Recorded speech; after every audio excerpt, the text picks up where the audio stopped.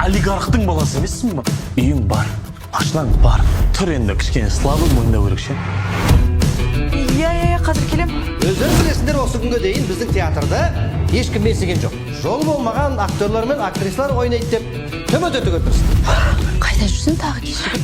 Жолда етімді бір машина қағып кетті. Абайламайсыз ба? Может, сіз абайлайсыз, а? Көмектесіп жіберсеңіз енді. Қолымды жібере саласыз ба? Сіз ғой ұстап тұрған. Жоқ, сіз ұстап тұрсыз міне. Не супергли жағып алғансыз ба? Қолдарың ажырамайды. Мына кісінің қолын кесе беріңіз. Ешқандай қыздың қолынан ұстамай күтіп жүр, әрең шыдап. Осы жерде жабысты.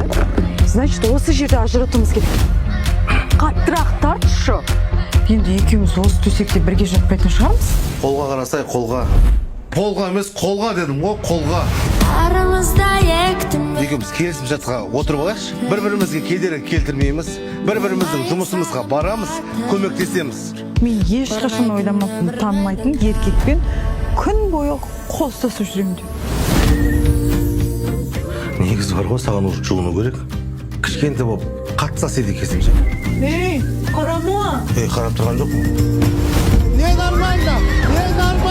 Бұл еркек топас. Істейтін істейді де кете береді. Ертең сен қаласың. Зар жылап бала бер.